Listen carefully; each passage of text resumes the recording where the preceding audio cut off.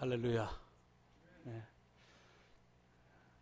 열방교회 창립 14주년 기념 예배를 진심으로 축하드립니다.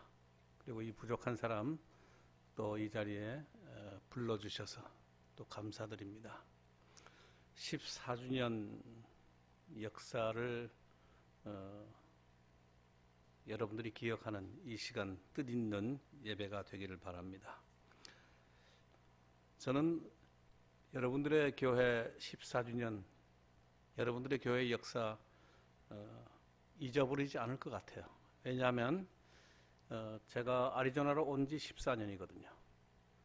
여러분들이 교회를 시작하고 4개월인가요? 4개월 뒤에 제가 아리조나로 이주를 했습니다. 생각하면 할수록 교회 창립기념주일은 굉장히 중요한 의미가 있다고 생각을 합니다. 교회에 여러 절기가 있죠. 시작은 우리가 성탄절, 그리고 또 사순절, 고난주간 부활절, 오순절, 추수감사절 해서 여러 절기들이 매년 이렇게 반복돼서 돌아가고 있지만은 이 창립기념주일이라고 하는 것은 로컬 처치 입장에서는 굉장히 중요한 의미가 있다고 생각을 합니다. 왜냐하면 주님의 몸된 교회의 생일이고 복음의 확장, 하나님 나라의 확장의 의미가 있고 더 중요한 것, 새로운 공동체가 시작이 됐다고 하는 것이죠. 선교의 실천이 이루어진 역사죠. 여러 가지 주제를 가지고 설명이 가능한 그런 날이라고 그렇게 생각을 합니다. 제가 선교 가기 전 25년 전까지 제가 LA에서 목회를 할 때 한인타운의 그 교회에서 창립주일을 맞이했던 어느 해에 제 스스로 질문을 했습니다. 창립주일이 뭘까? 그러면서 장로님들에게도 여러분들 이 날이 무슨 날이라고 생각합니까? 우리가 미리 몇 줄을 놔두고 제가 그 질문을 던졌어요. 그리고 교인들에게도 물었습니다. 창립주일이 도대체 무슨 뜻일까? 우리 한번 생각합시다. 그러고 이제 얘기를 우리가 서로 주고받다가 합의점에 이르렀습니다. 교회 창립은 선교의 열매다. 그리고 또 선교의 시작이다. 거기에 우리가 합의를 했습니다. 그럼 당연히 그 다음에는 순서가 있죠. 우리 창립주일 특별 헌금을 합시다. 왜? 그 뜻을 기억하고 실천에 옮기기 위한 방안이죠. 처음 시작될 때 그 뜻을 오늘 우리가 되살리기 위한 기념 예배라고 한다면은 뭔가 헌신이 있어야 되지 않겠는가? 그 도전을 우리가 했던 적이 있습니다. 그렇기 때문에 창립기념주일은 선교와 관련해서 이해하고 선교적으로 의미 있게 보내는 그런 주일이 돼야 한다고 생각을 합니다. 하나님의 역사는 고비고비마다 특별한 순간들이 있습니다. 오늘 본문은 바로 이런 순간 중에서도 교회와 관련해서 특별한 본문이라고 저는 생각을 합니다. 우리는 시간을 말할 때 흔히 우리 한국어로 말하면 시간, 영어로는 time 이렇게 말하지만은 한 가지로 말하지만은 우리 성서는 그것을 두 가지로 나누어서 생각을 합니다. 크로노스와 카이로스라고 이렇게 헬라어로 표현을 하는데요. 이 크로노스는 1일 2, 3, 4, 5, 6, 7, 8 날짜, 월, 화, 수, 목, 금, 요일, 1월, 2월, 3월, 4월 이 달, 그냥 캘린더에서 넘어가는 하루하루 넘어가는 우리가 체질화된, 우리가 상식화된 그런 타임을 이야기합니다만은 카이로스라고 하는 것은 좀 다릅니다. 매일 같은 날이 아니라는 거죠. 오늘 이 날. 특별한 의미가 담겨져 있는 순간, 그것을 얘기하는 겁니다. 하나님의 때, 하나님의 시간.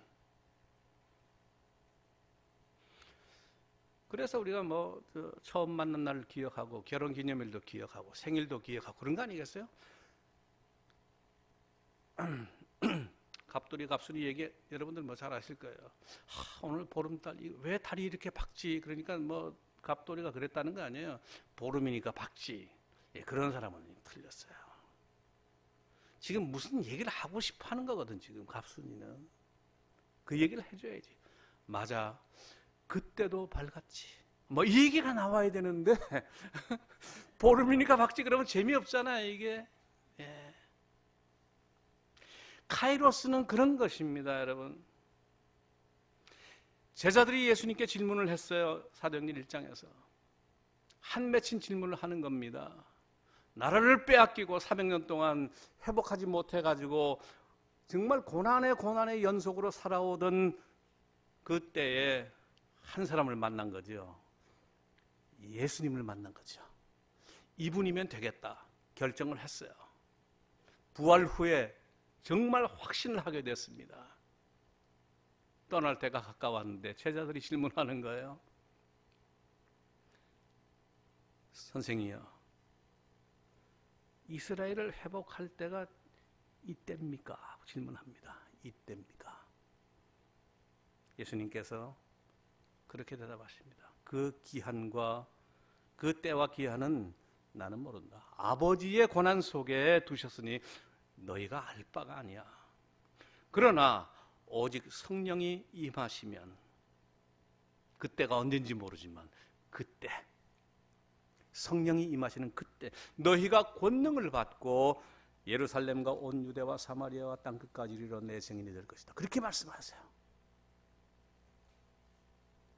그런 의미에서 이 시간은 성서에 말하는 이 때는 특별한 때인 것입니다. 너희에게 성령이 임하는 때. 그 사건이 생기죠. 지금 2장에서. 새로운 역사가 시작되는 때를 말하는 것입니다. 여러분 교회는 지금은 없어졌지만 미국 원주민 목회자 교육기관, 신학교육기관인 쿡스쿨에서 시작을 하죠.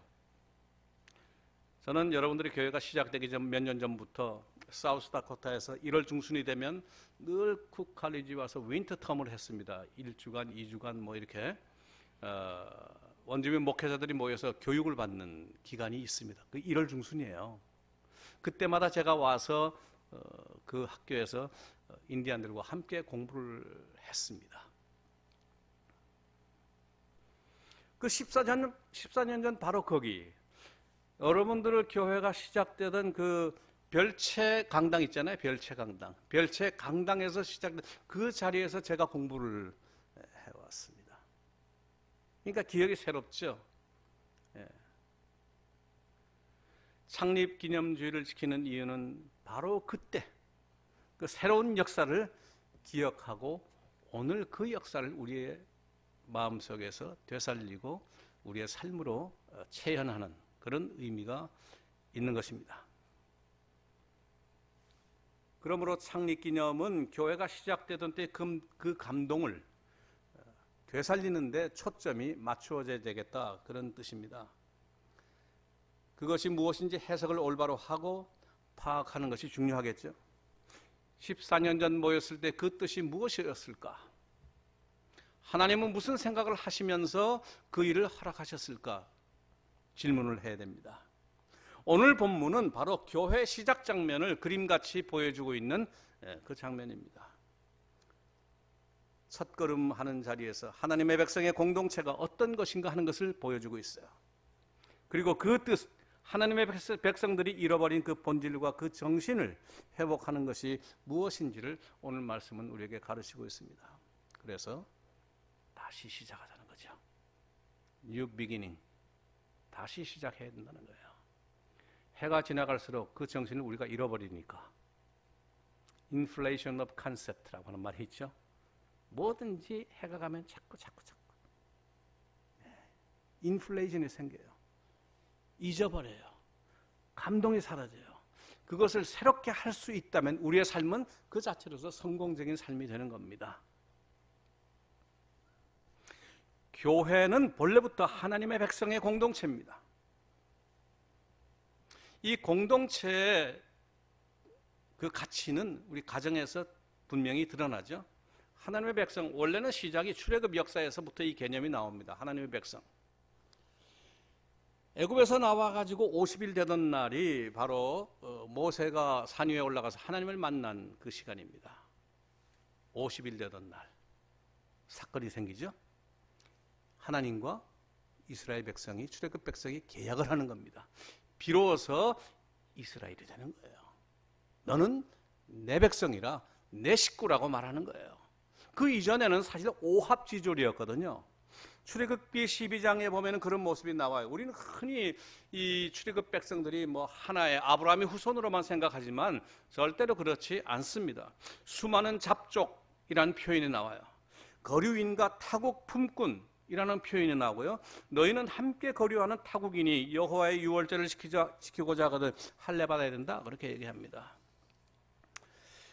본토인에게나 너희 중에 거류하는 이방인에게도 이 법을 동일하게 적용을 해야 된다, 그렇게 말을 하는 거예요. 그러니까 수없이 많은 다른 사람들이 모였다, 그런 얘기죠. 그러나 이제는 하나다, 그런 얘기죠. 마치 교회처럼 그거죠. 성도 다르고 핏줄로 다른 사람들이 모여가지고 하나의 식구가 되는 과정, 그런 얘기죠. 그런 의미에서 저는 그렇게 생각해요. 성서에서 말하는 신앙이라고 하는 것은 낯선 사람들이 모여서 한 식구가 되는 과정이라고 저는 생각을 합니다. 믿으시면 아멘 하십시오. 여기 하나님 나라가 있는 거예요. 하나님 나라의 신비가 바로 여기 있는 겁니다. 낯선 사람이 한 식구가 되는 비밀. 요한일서 4장은 그렇게 말합니다. 하나님을 본 사람이 없으되 만일 우리가 서로 사랑하면 하나님이 우리 안에 거하시고 그 사랑이 우리 안에 온전히 이루느니라. 우리가 그렇게 하면 하나님을 보는 거예요. 우리가 하나 돼서 서로 얼굴 보면서 하나님의 형상을 보면서 그 속에 하나님이 계신 것을 우리가 느끼기 시작을 하는 겁니다. 오늘 말씀은 우리에게 그 비밀을 구체적으로 보여주고 있습니다. 첫째는 바로 사실은 1장, 2장 전체를 읽으면 좋을 것 같았는데 너무 기니까 오늘 2장 첫 부분만 읽었는데요. 1장 14절에 이렇게 말합니다. 여자들과 예수의 모친 마리아와 예수의 아들들로 더불어 마음을 같이하여 전혀 기도에 힘쓰니라. 한마음 한뜻으로 엎드렸다는 거예요. 갈갈이 찢겨져 있던 사람들이, 여기저기서 모인 사람들이 한 마음이 됐다는 것. 한 마음. 저는 여기서 교회의 비밀은 첫째, 공동체의 회복이다, 그렇게 여러분들에게 말씀드릴 수 있습니다. 하나 됐다는 거예요. 먼저 하나 됐다는 거예요. 하나 돼서 함께 기도하고, 한 식구처럼 공동체가 시작이 됐다고 하는 것이죠. 서로 갈등하고 분열하던 사람들이 한 마음으로 엎드려서 기도했다는 것, 이거 기적 아닙니까, 여러분? 아무 관계가 없던 사람들이 서로를 볼 때마다 그 속에 있는 하나님의 형상 느끼기 시작했다고 하면 이건 대단한 기적이 아니겠어요? 그러나 중요한 것 기억하십시오. 한 마음으로 엎드리면 새로운 기적이 일어납니다.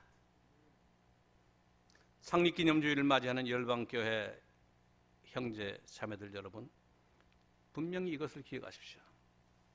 우리 14년 동안 여러분들 함께 신앙생활 하면서 마음도 상하고 어려운 일도 당하고 그런 일이 있었지 않겠어요? 우리가 창립주의를 맞이해서 기억할 것, 교회는 한 마음으로 엎드리는 곳입니다. 첫 번째 메시지입니다. 14주년에 드리는 메시지, 한 마음으로 엎드리십시오. 두 번째는 성령께서 임하시니까 기적이 일어났습니다. 호련히 하늘로부터 급하고 강한 바람 같은 소리가 있어서 온 집에 가득하니까 불의 혀같이 갈라지는 것이 저희에게 있어 보여 각 사람 위에 임하여 있더니 저희가 다 성령의 충만함을 받고 성령이 말하게 하심을 따라 다른 방언으로 서로 말하기를 시작하니라. 제 성경하고 조금 다르네. 저는 옛날 걸 갖고 있기 때문에 성경이 있다 보니까 업데이트가 좀 늦습니다. 한글 업데이트가. 그냥 같은 얘기니까. 이게 무슨 얘기예요?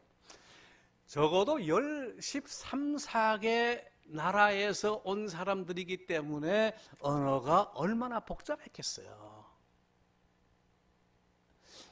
그러나 성령께서 임하는 자리에서 그 언어의 장벽이 무력화되고 그것이 허물어져 버렸다는 거죠. 그 언어 장벽. 창세기 11장에서 하나님께서 교만한 바벨탑을 세우던 사람들에게 내리신 심판이지 않습니까? 그것을 허물어 버렸었어요.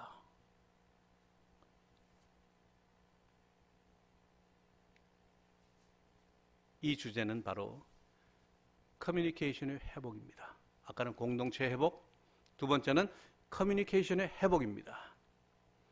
한 가족이 돼도 말이 안 통할 때가 있어요. 그러나 우리가 기도하고 우리가 은혜 충만하고 성령께서 함께 하시면은 말이 통할 줄로 믿습니다. 교회는 그래야 되는 거죠. 교회는.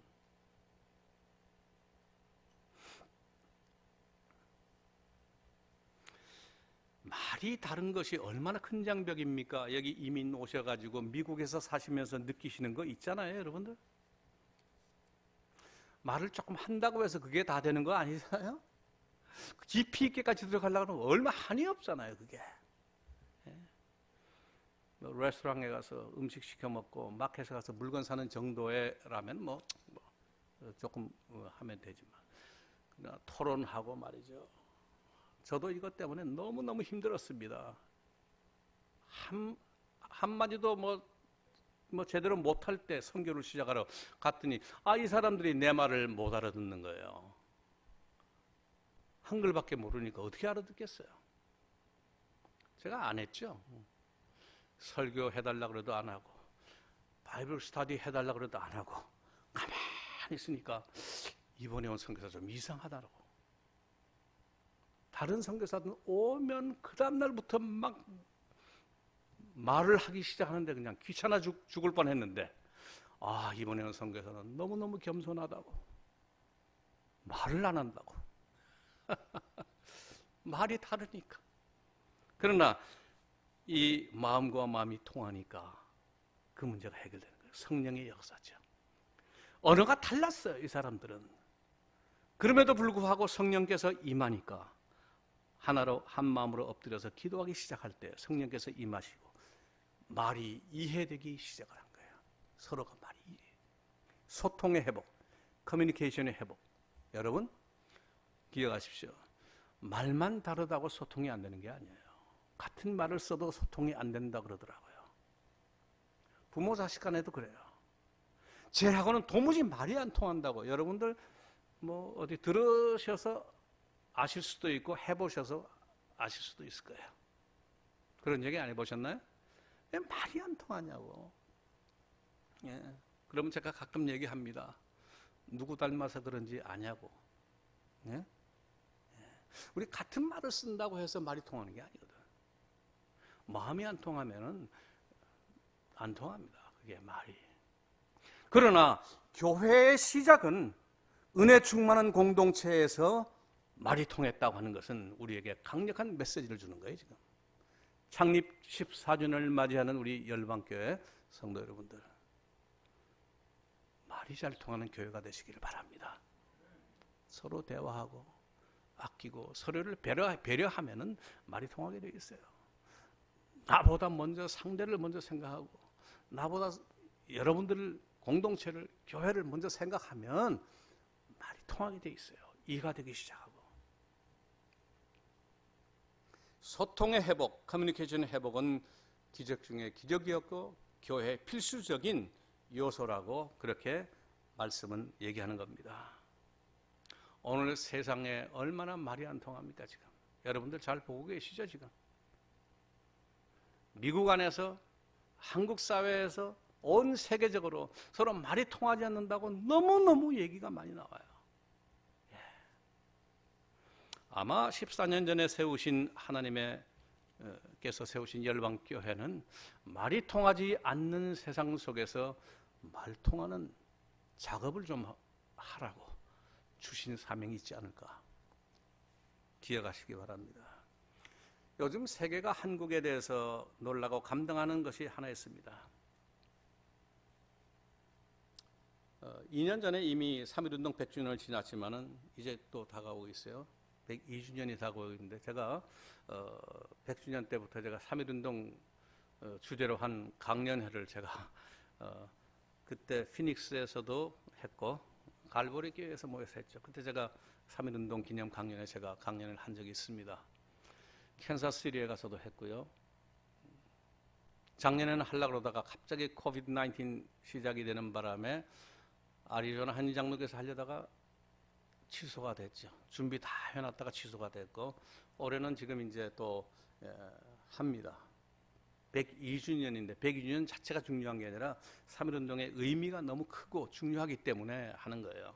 그 중요한 그 요소 중에 하나가 뭐냐면 3.1운동에서 그 당시에 한국 사회에 있던 모든 종교가 연합을 했다는 거예요. 종교 간의 커뮤니케이션이 가능합니까, 여러분? 불교, 천도교, 유교, 개톨릭, 원불교, 우리 개신교. 물론 그 옛날 그 당시에는 4개 교단이었어요. 사실 4개, 3개? 3개였던 것 같습니다. 3개. 3개의 종교가 연합을 했었는데 그 사실이 밖으로 알려지면서 세계가 깜짝 놀란 거예요. 어떻게 커뮤니케이션이 되냐 이거야. 서로 다른 생각을 가지고 있는 사람들이. 그걸 연구하는 사람들이 있어요. 그래서 그 3.1운동을 굉장히 높게 평가하는 그런 글들이 많이 나옵니다. 어떻게 남녀노소 거족적인 운동으로 할 수 있느냐. 그것도 우리 한국은 뭐 하면 그냥 밑에서부터 일어나니까. 임진왜란 때는 나라가 관군이 제대로 방어를 못하니까 일반 백성들이 일어났잖아요. 정의를 위해서, 올바름을 위해서. 그래서 의병이라고 그랬어요. 그걸 옛날에. 그 전통이 오래전부터 한국에 있었다는 거예요. 그것을 가지고 지금 한국을 연구하는 사람들이 있습니다. 소통이 되는 사회는 사는 거예요.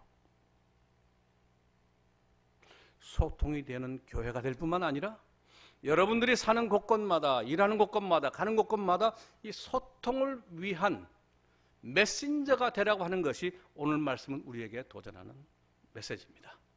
믿으시면 아멘 하십시오. 교회가 원래 그런 곳이라는 거죠. 그래서 세상 사람들이 열방교회를 볼 때 어떻게 저 교회는 진짜 참 좋은 교회구나. 어떻게 알 수 있을까요? 첫 번째 말씀드린 한 마음으로 기도하는 모습을 볼 때 여러분들의 교회를 올바로 보고 존경하게 될 것입니다. 두 번째는 여러분들이 소통을 잘 하는 모습, 가는 곳마다 소통을 위해서 애를 쓰는 그런 모습을 보면서 열방교회는 바로 올바른 교회구나 하는 것을 보고 알 수 있는 거죠. 너희는 세상의 빛이라, 너희는 세상의 소금이라고 말씀하시면서 너희의 선행을 보고, 세상 사람들이 너희의 선행을 보고 살아계신 하나님께 영광을 돌리게 하라고 말씀하잖아요. 여러분들 자체가 메신저예요. 그러니까 여러분들이 빛이고 여러분들이 소금이 되면 여러분들 그 자체가 메신저가 되는 거예요. 세상을 향해서 한마디 말을 하지 않아도 여러분들의 행동, 여러분들의 삶을 보면서 세상 사람들은 그 메시지를 읽기 시작하는 거죠. 하나님의 메시지를. 셋째는 2장 마지막 부분에 가면은 이런 얘기가 나옵니다. 44절에 보면은 믿는 사람이 다 함께 있어 모든 물건을 서로 통용하고 나눠 썼다는 거죠. 세 번째 회복이 있습니다. 나눔의 회복. 나눔의 회복. 요즘 세상의 문화는 소위 그 프라이빗타이제이션 문화라 그러죠. 사유화 또는 사사화. 공적인 것도 자기 것으로 만드는 테크닉. 이게 돈 버는 기술이죠. 요즘에는. 그러나 우리 기독교는 그런 게 아니에요. 내 것을 내어놓고 함께 나누는 것으로 우리는 살아가는 공동체라고 하는 것을 애초부터 처음부터 그렇게 만들어놨습니다. 하나님께서. 출애굽 역사에도 마찬가지예요. 가난한 사람들을 위한 장치를 다 해놨어요. 어떻게 먹고 살게 해주라고 한 거 다 나와 있어요. 이것이 너희 것만이 아니라 하나님의 백성은 그것을 나누어야 한다는 것을 얘기하는 것이죠. 오늘 사도행전 2장의 말씀도 바로 그건, 교회가 처음 탄생할 때 어떻게 됐는가 하는 것을 이렇게 보여주고 있는 거예요. 예수 그리스도의 이름으로 모인 그곳에서 함께 나눔을 통해서 하나님의 백성임을 증거하게 하는 거죠. 한 가지 감사한 게 있습니다. 노회를 통해서 제가 얘기를 들었어요. 열방교회가 어려운 시기에 선교비를 보내왔다고. 여러 어려운 선교사들과 함께 나누겠다고. 뭐 디테일하게 모르지만 그 정도의 얘기를 듣고, 지난 주간에 있었죠. 지난 10개월여 동안에 많이 힘들어졌지 않습니까? 교회들이 헌금을 주고 예산이 줄다 보니까 막 움츠러들기 시작하는 거죠. 겁이 나죠. 이러다가 어디까지 내려가지? 교인도 줄고 예배도 제대로 못 드리니까. 그러니까 비용을 줄여야 되잖아요.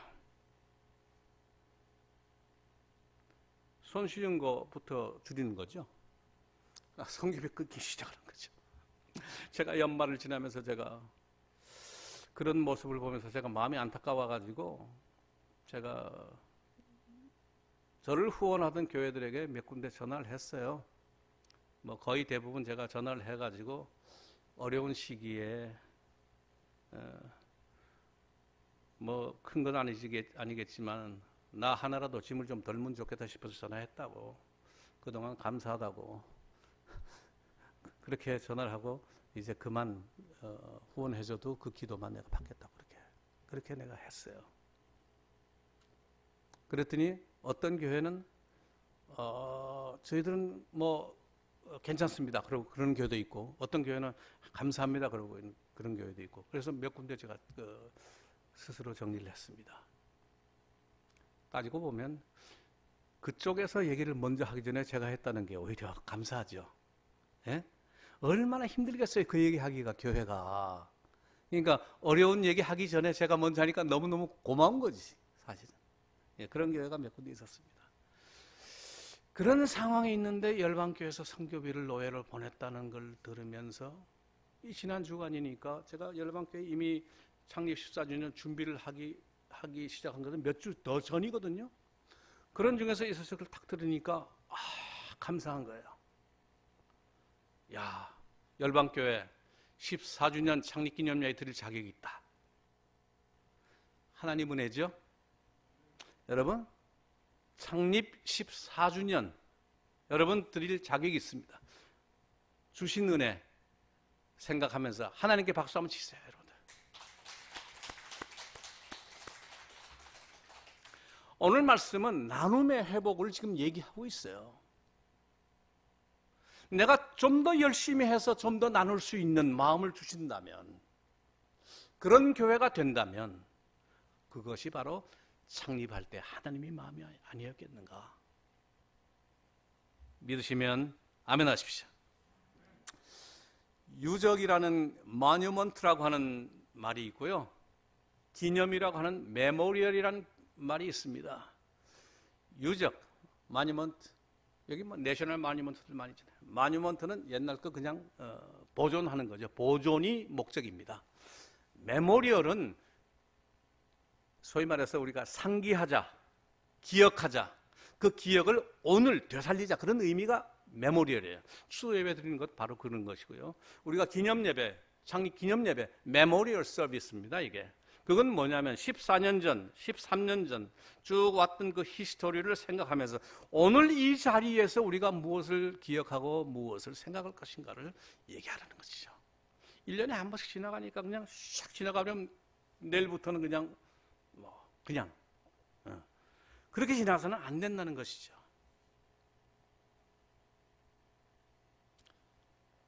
기억해야 될 것은 이 세 가지 회복, 여러분들 기억하시기 바랍니다. 이것을 가지고 처음 마음으로 다시 시작하자.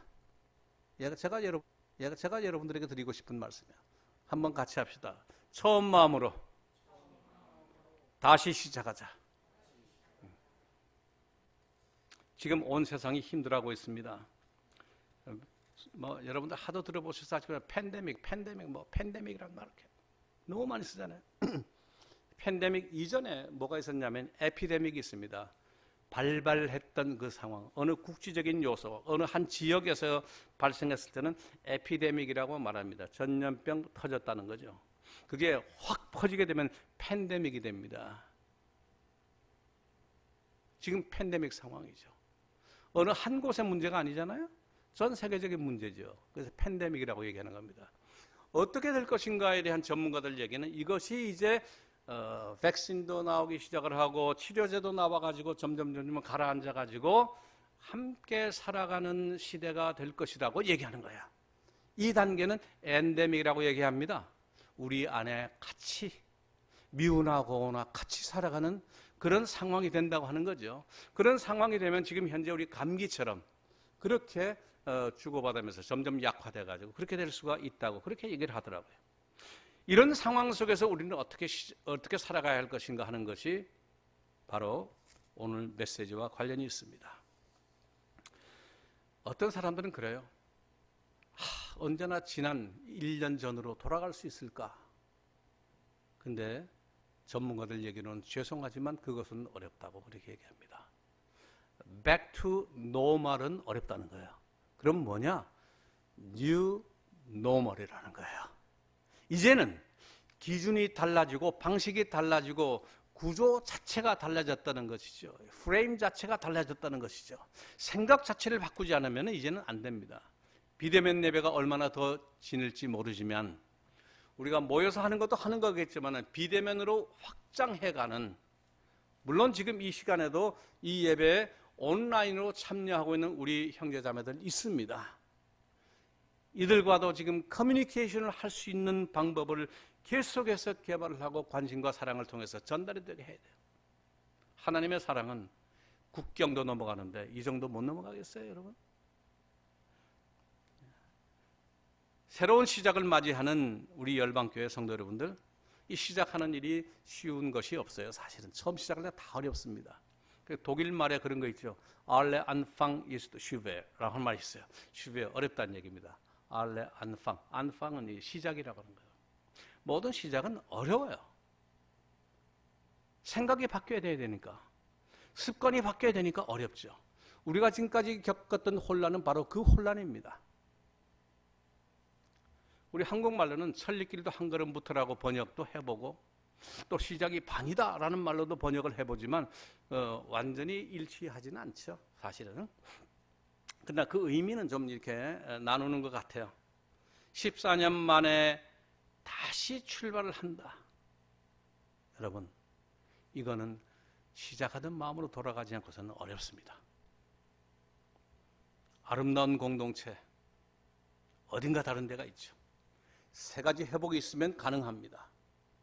엎드려 기도하고 소통을 회복하고 나눔을 회복하면 그것은 바로 첫 번째, 14년 전에 그 첫 번째가 아니라 2000년 전에 마가다락방에서 첫 번째 시작되던 그 마음을 우리가 회복할 수가 있게 되는 것입니다.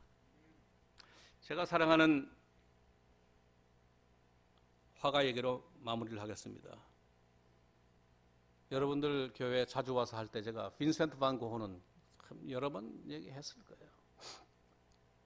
저는 너무너무 이 사람을 통해서 은혜를 받고 하기 때문에 설교에는 제가 빈센트 반 고흐 얘기를 한 번 안 하면 끝나질 않아요, 제가. 예, 이 사람이 평생의 소원이 설교자였거든요. 23살 10개월 만에 첫 번째 설교를 하고 탄광촌에 가서 남노한 옷으로 그들과 함께 뒹굴면서 그들에게 메시지를 하고, 근데 첫 번째 설교문을 제가 봤어요. 너무너무 길어가지고, 야, 탄광에서 고생하다 나온 사람들 완전히 힘들었겠구나, 이거 듣느라고. 그거 다 설교하려면 최소한 1시간 반은 될 것 같아요. 빽빽하게 뭐 여러 장을 썼는데.